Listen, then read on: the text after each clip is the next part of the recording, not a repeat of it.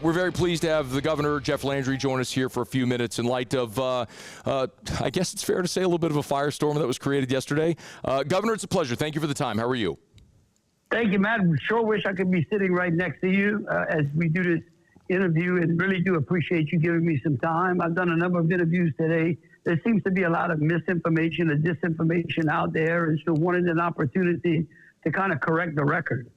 Well, let's talk. I know the thing that you want to start with discussing is who actually is responsible for paying the $53 million buyout contractually. So I'll give you the floor and then I'll follow up.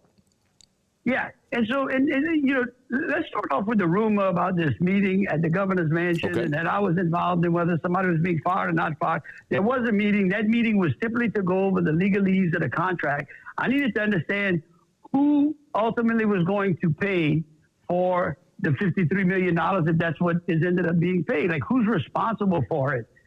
And so after 3 hours and pouring through the contract and looking at everything, it is very simple.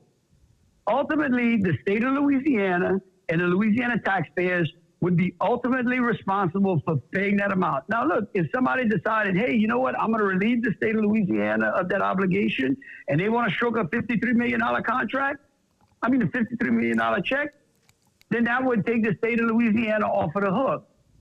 But make no mistake about it, the contract, anybody that says otherwise needs to read the contract. In fact, we just posted that out. The Louisiana State University is a subdivision of the state. And ultimately, the taxpayers are responsible under that contract. Is there any precedent for state tax dollars paying a buyout for a coach? Well, I don't know. You mean in the country or in the state of Louisiana? I couldn't find one in the country today, but I was just using Google and AI. But if you know of any, I'd be curious. No, I don't know, Matt. But here's the most important thing. I have to live in Realville. I have to know who ultimately has to pay the bill if no one does step up. No one came to the mansion and said, hey, I got a $53 million check. Don't worry, Governor, we got this. Let's make that very clear. But what has happened in the past, and certainly we haven't had a price tag this big, but in the past, it had been TAP or somebody else that had come up there and said, hey, we want to make a change in coaching, and we're willing to help offset whatever these costs are. Nobody stepped up. So let's point out this report that's out there. Have any donations been committed, to your knowledge, to contribute to Brian Kelly's buyout? To my knowledge, okay, no one has. No one has come and reported that to me. And you know, so there's a lot of rumors going around. There's a lot of accusations and misinformation that's spreading around. Like I'm in control. I'm not picking the next coach. I said that yesterday in the press conference. I really don't want to be involved in this as long as the state of Louisiana, our taxpayers, are not involved. And you know, Matt, here's the thing that we're missing. This whole thing started when I tweeted about the ticket prices. Because, you know, we keep talking about this money. We're throwing millions and tens of millions of dollars and $50 million around like it's quarters and nickels. But, you know, when you fill Tiger Stadium with working people, with truck drivers, with plant workers, with welders, with plumbers, with HVAC people, with teachers, and those people pay a lot of money to see entertainment. And making those decisions as to whether we're going to raise their prices, take money out of their pocket when we got contracts like out there, are, in my opinion, completely irresponsible. Governor Jeff Landry is with us. You said you will not pick the next coach. In your press conference, you did say that there would be a committee to choose the next coach. Who would be on that committee? That's a question that you'd have to ask the Board of Supervisors. In fact, in the press conference, if you listen to it in its entirety, that's exactly what I said. I said, listen, LSU is governed by a Board of Supervisors.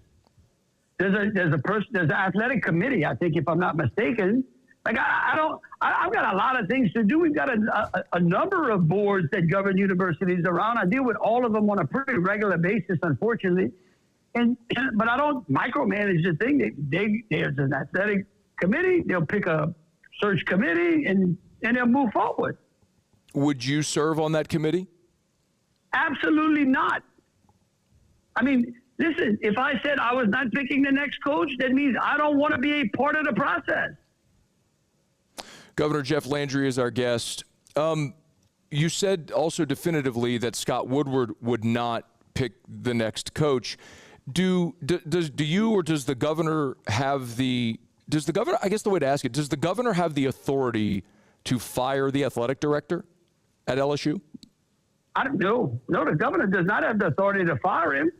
But I sure can call the board of supervisors and say, listen, I'm going to tell you, I do not think it's a good idea for us to have Scott Woodward negotiating the next contract with the coach. When you look at the way this agent system is working, under which the athletic director has the same agent as the coach. I mean, that is automatically a conflict of interest. I want to get into the contract structure because it's something you said that you and I agree on, and I would love to elaborate in a second. But if I could follow up, if Scott Woodward is not making the hire, will Scott Woodward continue to serve as LSU's athletic director with 3.5 years remaining on his contract? Again, that's questions for the board of supervisors. We hopefully will have a new president over at LSU on Tuesday that they're going to select. I think they whittled it down to 3. Those are all questions that that should be answered by LSU, not by me. Again, once the taxpayers are off the bill, I'm out. Would you be in favor? So Scott Woodward has 3.5 years remaining on his deal, and the buyout for Scott Woodward would be north of $6 million. Would you be in favor of removing Scott Woodward if it came down to paying a $6 million buyout? Look, what I'm going to tell you, Matt, is I'm not interested in having Scott Woodward negotiate and pick the next coach. Look, again, I want to look real carefully at how this agent process works. I think y'all are missing the bigger point, not only at LSU, but in college football as a whole. Like if me and you are negotiating that or something, maybe, a sponsorship for your radio or whatever it is, or a job or whatnot, you go get a lawyer on your side. That lawyer can't represent you and me. That's called a conflict of interest. And so what we have seen, and let me correct something that you said yesterday, because I didn't say that either. I did not say that Sexton was Woodward's agent. But my understanding is that they both had the same agent. We're talking about Brian Kelly's agent being Trace Armstrong and Jimbo Fisher, which is the A&M contract that you referenced. And Armstrong was Woodward's agent as well, is my understanding. No, forgive me. Just to clarify, I was referring to Jimbo Fisher's agent being Jimmy Sexton, and Brian Kelly's agent being Trace Armstrong. Those agents being different of those two men. I want to talk. And Governor Landry's with us for a few more minutes, and are very appreciative of the time. I mentioned there's something that you and I definitely agree on that I would love to know. What your if you could elaborate, is structuring future contracts to be maybe more incentive laden. How would, and I understand, and you've made it very clear, you're not making the hire, you don't want to be on the committee, but certainly you could have an opinion here on how a contract for the next head coach should be structured. Well, that's a great question. I really appreciate that one, because you're right. If there is a contract that's going to be entered with the new head coach of LSU's football program, and that contract requires the state of Louisiana to be a guarantor of it, you're absolutely right. I'm going to be looking at that contract, and I'm going to be opining on it. And I believe that the contracts moving forward should have metrics in them. It's not about the amount of money. It's about how is the program progressing? What are we winning? Are we winning SEC championships? Are we winning national championships? Are we getting to the bowl championship series? Those are things that say that the team is winning. I mean, look, we would not be having this discussion at all had LSU not been in the season that it is. I mean, I don't know. The chance of it getting to the bowl championship series at this point is pretty low. It'd be great if they did. But think about it. If we would not have lost a game, or maybe lost one game right now in the SEC, we wouldn't be talking about that, because because Kelly wouldn't be having the problem. Just to be clear, if it cost, say, $100 million to lure a premier coach away from their current school, would you be in favor of LSU, as you mentioned, it would be the Board of Supervisors, right, as the guarantor, doing a deal like that, or would it, I'm sorry, yeah, go ahead. Well, no, back up. The Board of Supervisors on its own cannot say, we want to pay somebody $100 million without putting the taxpayers liable. That's what people are missing. Okay. The Board of Supervisors is a subdivision of the state. If the Board of Supervisors in LSU goes bankrupt, we foot the bill. When they want to build a building, you know the amount of money that the state of Louisiana provides to those public universities and buildings and supplements, and I mean, they're constantly in front of us. And that's the other thing that seems to irritate me a little bit is I said, well, the governor's involved, it's a political process. They should come over to the legislature and see how many times LSU and the rest of these universities come over there with their hat in hand. What about LSU athletics, however? Because as I understand it, LSU athletics is completely self-generated. Really? So they built that stadium completely with no tax dollars. Well, please. They didn't come to the bond commission to be able to bond the projects. I mean, no, Matt. I mean, that's where everybody keeps missing the point. But look, if somebody came to me and said, hey, we need this coach, we're going to pay $100 million, and Matt Moscona is going to put the $100 million up or guarantee the $100 million, that's okay, fine. Did taxpayer dollars fund stadium expansion? That's a great question. But I can tell you one thing. Unless they had the cash, they had to bond it. If they went to bond it, they probably went to the bond commission. There is, you know who's on the bond commission? The governor, the Senate president, the speaker, the chairman of revenue, the House chairman of revenue, the House chairman of fiscal affairs, like the lieutenant governor, the secretary of state, the attorney general. Like those are all political people. Governor Jeff Landry is our guest. And I want to be very respectful of your time. You've been very generous with your time here.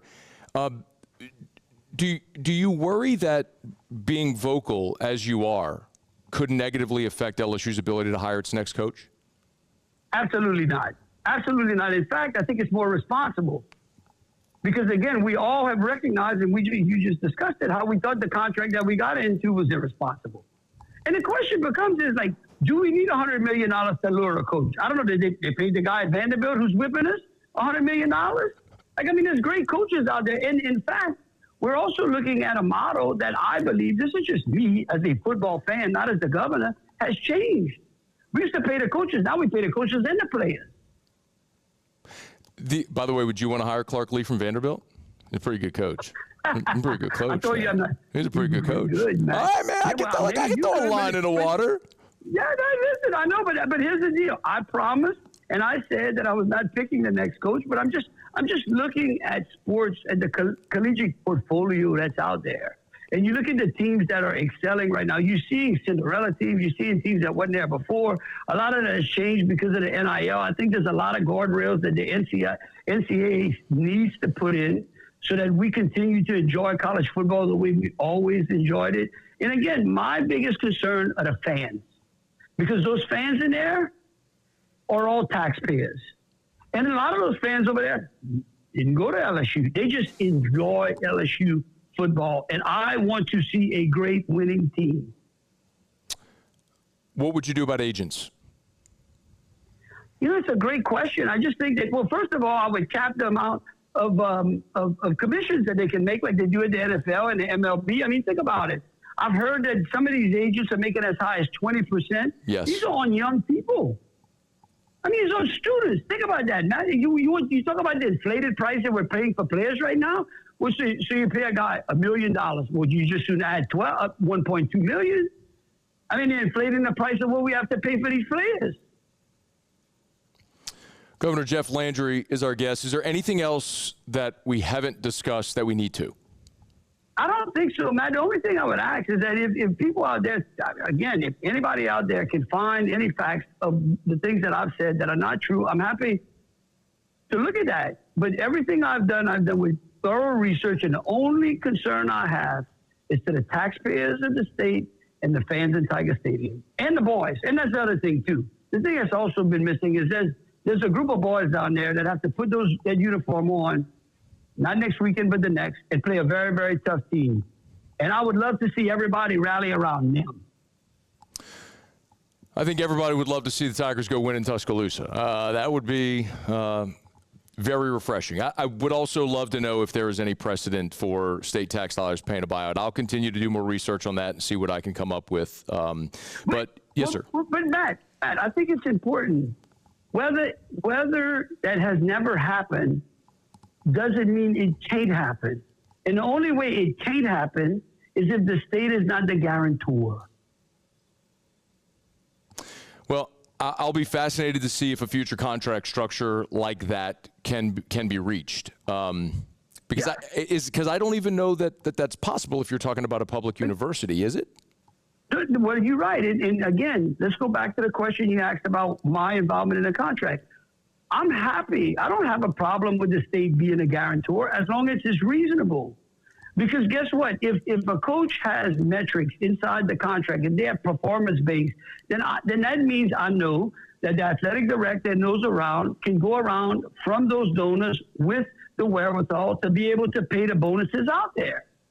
I think if the state of Louisiana knows going in, hey, look, this is the minimum amount, but guess what? Every time we make one of these metrics, that the coach gets bonused up, and maybe that bonus adds up over time to be $100 million.